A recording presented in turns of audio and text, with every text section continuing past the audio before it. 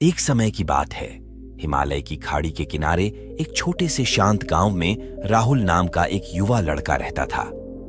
राहुल अपने क्रोधी स्वभाव और चंचल मन के कारण गांव भर में प्रसिद्ध था। उसका मन हर समय विचारों से भरा रहता था। सोचो कि उसके विचारों के तूफान ने उसके मन को एकदम बेचैन कर दिया था। उसके जीवन से शांति मानो गायब हो गई थी और वह हमेशा अपने ही ख्यालों में खोया रहता था और तनावपूर्ण जीवन जी रहा था। वर्टिकल बार उनके अशांत मन और क्रोध के कारण उनके अपने परिवार के सदस्यों और गांव वालों से भी संबंध अच्छे नहीं थे, जिससे वह और भी अधिक अकेला और अपमानित महसूस करने लगा। वह और भी अधिक मानसिक तनाव की स्थिति में चला जाता है। एक समय की बात है, राहुल अपने गांव की गलियों में घूम रहा था। तभी उनकी मुलाकात एक बौद्ध भिक्षु से हुई जो एक पेड़ की छाया के नीचे ध्यान में बैठे थे। बौद्ध भिक्षु के चेहरे से निर्मल शांति की आभा झलक रही थी। इस असीम शांति में राहुल बौद्ध भिक्षु की ओर आकर्षित हुआ। जब राहुल बौद्ध भिक्षु के करीब आया तो उसे अपने आसपास एक सकारात्मक ऊर्जा का एहसास हुआ। राहुल को एहसास हुआ कि इस असीम शांति और सकारात्मक ऊर्जा का स्रोत कहीं न कहीं इस बौद्ध भिक्षु के भीतर ही है। इसलिए वह वहीं बैठकर उनकी आंखें खुलने का इंतजार करने लगा। थोड़ी देर बाद जब बौद्ध भिक्षु की आंख खुली तो उसने एक युवा लड़के को अपने सामने बैठा पाया, जो बहुत तनावग्रस्त और नकारात्मक भावनाओं से भरा हुआ लग रहा था।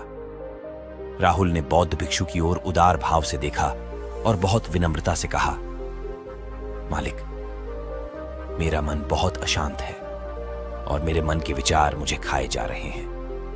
मुझे एक पल के लिए भी शांति महसूस नहीं होती। क्या आप मुझे सिखा सकते हैं कि मैं अपने अशांत मन को कैसे शांत करूं? बौद्ध भिक्षु ने राहुल की पीड़ा को समझते हुए करुण दृष्टि से देखा और कहा, मेरे प्यारे बच्चे, मैं तुम्हें एक कहानी सुनाना चाहता हूं। इस कहानी में मानसिक शांति और खुशी के रहस्य छिपे हैं। क्या आप कहानी सुनना चाहेंगे? राहुल ने हां में सिर हिलाया और पूरी एकाग्रता से कहानी सुनने को तैयार हो गया। उनके अंदर जिज्ञासा चरम पर थी। वो कहानी सुनने को बेताब था। बहुत समय पहले की बात है। एक नगर में शक्ति नाम का एक आदमी रहता था। शक्ति बेहद महत्वाकांक्षी व्यक्ति थे और उन्हें हर काम में लोगों से मदद की जरूरत पड़ती थी। यदि उसे किसी से असफलता और बुराई सुनने को मिलती थी तो वह गहरी चिंता और तनाव में चला जाता था।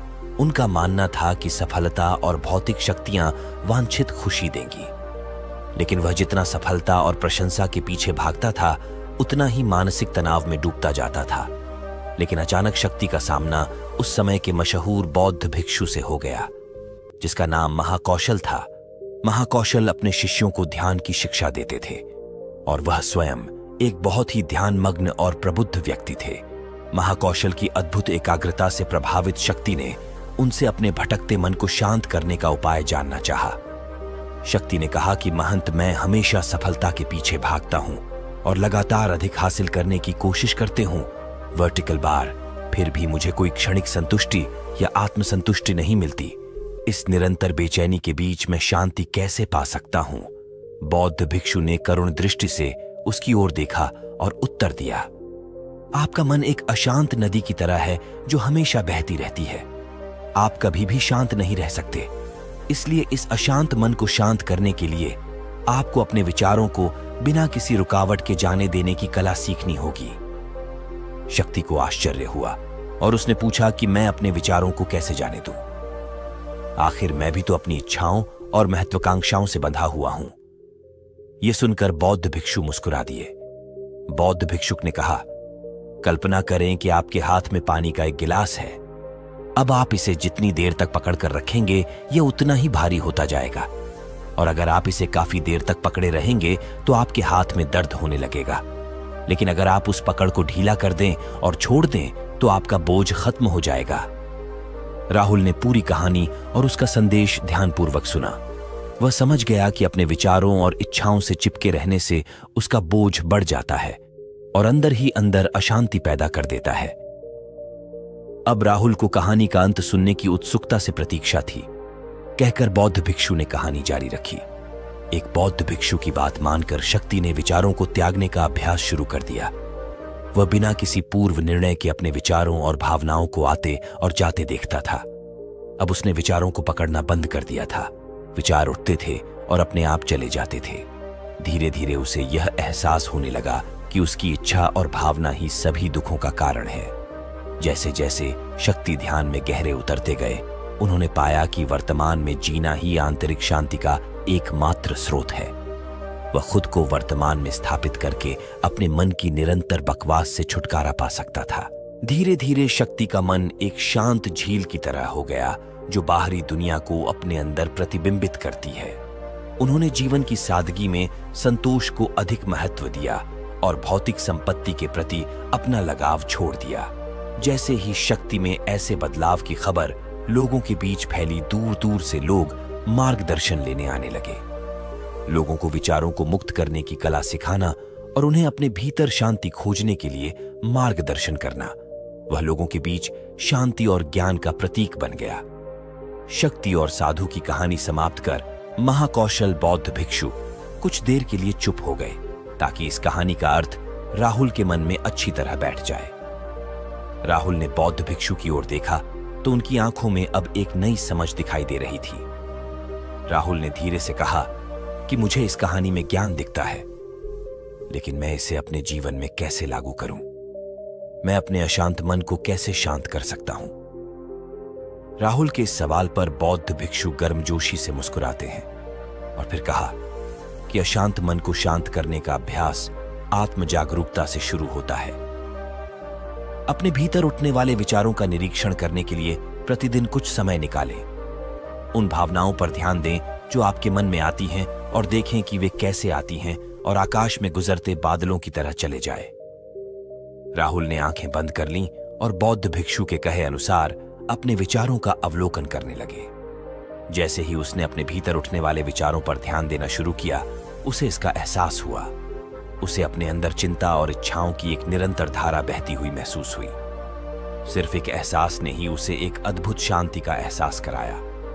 उन्हें यह भी एहसास हुआ कि यह सभी विचारों और भावनाओं से अलग है।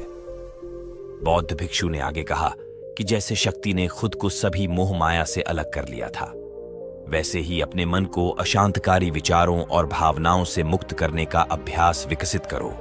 बिना किसी पूर्वाग्रह के विचार को वैसे ही स्वीकार करें जैसे वह आता है, और फिर धीरे धीरे उन्हें जाने दें और अपना ध्यान वर्तमान क्षण पर केंद्रित करें। लेकिन राहुल ने टोकते हुए कहा कि अगर विचार और भावनाएं इतनी मजबूत हैं तो क्या होगा?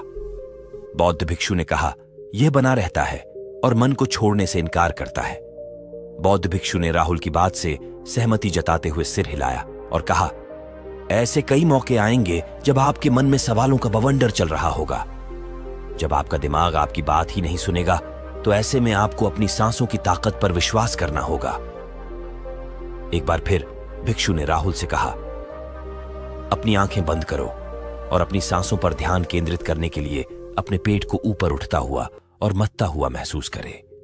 बौद्ध भिक्षु ने बताया कि जब भी आपका मन अशांत हो तो तुरंत अपनी सांसों पर लौट आएं। सांस की वाद्य गति आपको तुरंत वर्तमान के चरणों में वापस खींच लेगी और आपको शांति का अनुभव कराएंगी। एक बौद्ध भिक्षु के निर्देशानुसार आने और जाने वाली सांसों पर ध्यान केंद्रित करने का प्रयास कीजिए। इस छोटे से व्यायाम से उन्हें मानसिक शांति का अनुभव हुआ। उसे याद आया कि उसकी सांसें हमेशा उसके साथ थीं, जो उसे वर्तमान क्षण की याद दिलाती थी, आराम और शांति लाती है। राहुल के इस विकास को देखकर बौद्ध भिक्षु मंद मंद मुस्कुराए और बोले, मेरे प्रिय, बेचैन मन को शांत करना एक ऐसा अभ्यास है जिसमें बहुत प्रयास और दृढ़ इच्छा शक्ति की आवश्यकता होती है, क्योंकि लगातार व्यायाम से मांसपेशियां मजबूत होती हैं। उसी तरह नियमित अभ्यास से मन भी शांत होता है। स्वीकृति में सिर हिलाते हुए इस बौद्ध भिक्षु को धन्यवाद देते हुए उन्होंने वादा किया कि आज से वह अपने अशांत मन को शांत कर सकेंगे और अपनी गैर शक्तियों को मुक्त कर सकेंगे। बौद्ध भिक्षु ने राहुल के कंधे पर हाथ रखकर कहा, मुझे आपकी क्षमता पर बहुत भरोसा है और आपको जल्द ही आंतरिक शांति मिलेगी। लेकिन याद रखें कि यह आसान नहीं होगा, लेकिन अगर आप दृढ़ इच्छा शक्ति और खुले दिल से प्रयास करेंगे तो आप निश्चित रूप से वह शांति पालेंगे जो आपके अंदर है। उस दिन से राहुल अपने अशांत मन को शांत करने का प्रयास करने लगा और हर दिन ध्यान करने के लिए एक अलग समय निर्धारित किया। उसने अपने मन में उठने वाले विचारों को बिना किसी रोक टोक के जाने दिया और अपनी सांसों के जरिए खुद को वर्तमान में बनाए रखने की कोशिश की। समय के साथ अभ्यास करते हुए राहुल को अपने अंदर शांति का अनुभव हुआ। जैसे जैसे समय बीतता गया, राहुल को ज्ञान और शांति का स्रोत कहा जाने लगा। ग्रामीण अपने अशांत मन को शांत करने के लिए राहुल के पास आने लगे। बौद्ध भिक्षुओं के शिक्षक दूसरों की मदद करते समय आत्म जागरूकता की शक्ति साझा करते हैं। बौद्ध भिक्षु आंतरिक शांति पाने की शिक्षा देते हैं। इसके साथ ही उन्होंने अपनी सांसों पर ध्यान देने और अपने विचारों को मुक्त करने की कला भी सिखाई। ऐसे निवासियों का विकास हुआ और उन्हें मन की अमूल्य शांति मिली। बौद्ध भिक्षु की शिक्षाओं और राहुल द्वारा संचालित अभ्यास के माध्यम से विचारों को त्यागने और वर्तमान में जीने की कला दूर दूर तक फैल गई। उन्होंने कई लोगों की जिंदगी बदल दी और जैसे जैसे समय बीतता गया, उनकी जिंदगी और भी बदलती गई। राहुल का शांत प्रभाव उसके गांव की सीमाओं से परे तक फैला हुआ था। आसपास के गांवों और शहरों से लोग राहुल के परिवर्तन की कहानी सुनते थे, उनसे सलाह लेने आते हैं। मन के बोझ तले दबे लोगों के लिए राहुल आशा की किरण बन गया। राहुल की शिक्षाएं केवल ध्यान और प्रवचन तक ही सीमित नहीं थीं, बल्कि वह रोजमर्रा के काम जागरूकता के साथ करने पर ज्यादा जोर देते थे। वह लोगों को अपनी भावनाओं के प्रति जागरूक रहने की याद दिलाते थे।